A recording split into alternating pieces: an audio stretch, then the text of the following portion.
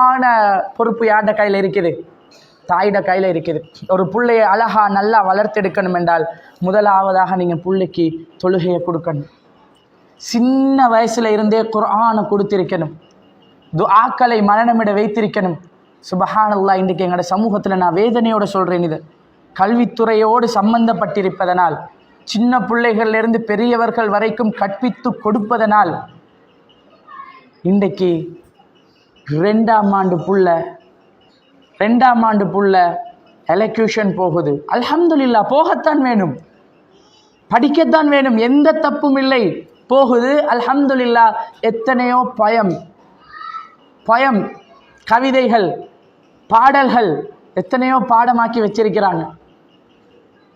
அதே 5 வயசு 6 வயசு பிள்ளைக்கிட்ட சாப்பிட முன்னாடி என்ன துவா, சாப்பிட்ட பின்னாடி என்ன துவான்னு கேட்டால் தெரியாது.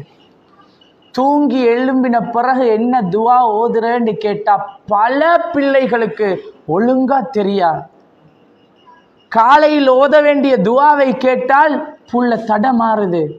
ஆனால் உலக மகா யுத்தத்தினுடைய மொத்த வரலாறு மனப்பாடம். வேர்ல்டு மேப்பை கரைச்சி குடிச்சிருக்குது புள்ள.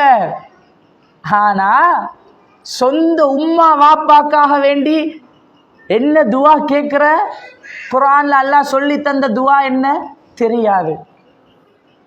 ஒரு காலம் வரும் வரைக்கும் எங்களுக்கும் விளங்காது. படிக்கணும் என்று நாங்கள் விட்டுட்டே இருப்போம். எதை மட்டும் படிக்கணும்?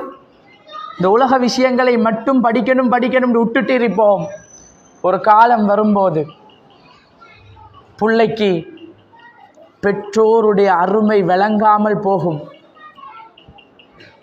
இதை அதிகமான பெற்றோர்கள் கண் கலங்கி மனவேதனையோடு மனசு நொந்து கண்ணீர் வடித்து தங்களுடைய பிள்ளைகளுடைய நிலைமைகளை சொல்லி, இந்த பிள்ளைக்கு ஒரு கவுன்சிலிங் கொடுக்க இயலாதா, இந்த பிள்ளையை மாற்றி தர இயலாதா, இந்த பிள்ளையை திருத்தி தர முடியாதா என்று வேதனைப்படுவதையெல்லாம் கண்கூடாக பார்த்துவிட்டு உங்களோட பேசுகிறேன்.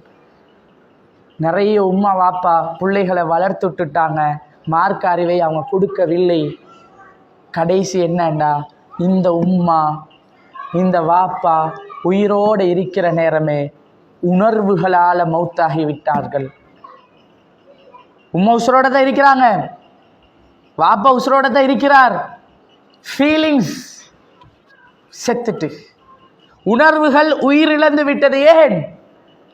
9 மாதம் கருவில் சுமந்த தாய், 2 வருடமாக கண் விழித்து கஷ்டப்பட்டு எல்லா பிரச்சனைகளை சந்தித்து பிள்ளைக்கு பாலூட்டின தாய், 10 வருஷமாக குழந்தையை சின்னத்திலிருந்து ஒவ்வொரு படிப்படியாக வளர்த்து எல்லா சிரமங்களையும், ஒரு சின்ன பிள்ளையை வளர்த்தெடுக்கிற கஷ்டம் எல்லா தாய்மார்களும் அனுபவிச்சிருக்கிறீங்க, எல்லாருக்கும் தெரியும்.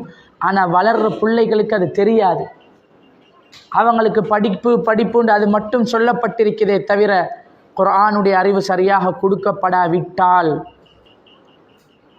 குர்ஆனிலே பெற்றோர்கள் சம்பந்தமாக அல்லாஹ் சொல்லக்கூடிய கௌரவம் என்ன, கண்ணியம் என்ன, ஒரு உம்மா எப்படி பார்க்கப்பட வேண்டும், ஹதீஸிலே அல்லாஹ்வுடைய தூதர் பெற்றோர்களுக்கு கொடுத்திருக்கக்கூடிய அந்தஸ்து என்ன, இதையெல்லாம் சரியாக நாங்கள் கொடுக்காவிட்டால், எந்த புத்தகம், விஞ்ஞான பாடத்தை எடுத்துக்கோங்க, வரலாறு பாடத்தை எடுத்துக்கோங்க, ஹெல்த் சயின்ஸ் என்று சொல்லுவோம், சரி, இப்படி ஓஎலுக்கு பிள்ளைகள் படிக்கிற பாடமாக இருக்கட்டும், கெமிஸ்ட்ரி ஃபிசிக்ஸாக இருக்கட்டும், எல்லாம் எடுத்துக்கோங்க. எந்த பாட புத்தகத்தில் பெற்றோருடைய பெருமதி பேசப்பட்டிருக்கிறது? ஒரு புக் காட்டுங்க. உம்மாவை கண்ணியப்படுத்தணும் என்று என்ன பாடம் சொல்லி கொடுக்குது? எந்த பாடசாலையில்? பாட புத்தகத்தில் நான் சொல்றேன். ஏனைய விடயங்கள்ல தான் சொல்லி கொடுக்கப்படுதே தவிர இந்த புத்தகங்களில் அது இல்லை. அதனால் அந்த புத்தகங்களை படிக்க கூடாதுன்னு சொல்லவில்லை. ஏன் திரும்ப இதை சொல்றேன்டா, இப்படி பேசினாலே டக்குன்னு தான் படிக்க வேணும் என்றாங்க. இந்த மௌலவிமாருக்கே இதுதான் வேலை. இப்போ ஸ்கூலுக்கு அனுப்ப வேணாமாம், பொம்பளை பிள்ளைகளை படிக்க வேணாமாம், இப்படியே சொல்கிறார்கள். அது வேணாம் என்று சொல்லவில்லை, அதுவும் வேண்டும். ஆனால் எந்த புத்தகத்திலையும் இல்லாதது குர்ஆன்ல உள்ளதுதான் பெற்றோரை பற்றிய விடயம். உம்மாவுடைய பொறுமதி, வாப்பாட பொறுமதி, பெற்றோர்களுடைய கண்ணியம். அல்லாஹ்வுடைய தூதர் சொல்றாங்க, அபூ ஹுரைரா ரலியல்லாஹு அன்ஹு அவர்கள் அறிவிக்கக்கூடிய செய்தி. இமாம் முஸ்லிம் அவர்கள் 2551வது செய்தியாக பதிவிடுகிறார்கள்.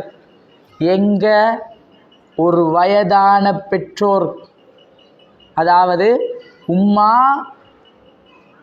அல்லது உம்மா வாப்பா 2 பேர், அதாவது உம்மாவோ வாப்பாவோ அல்லது 2 பேருமோ, வயதான பெற்றோர்கள் உயிரோடு இருந்தும் அந்த பெற்றோர்கள் மூலம் சொர்க்கம் போகக்கூடிய பாக்கியத்தை யார் பெற்றுக்கொள்ளவில்லையோ அல்லாஹுடைய தூதர் சபித்தார்கள், நாசமாகட்டும் என்றாங்க.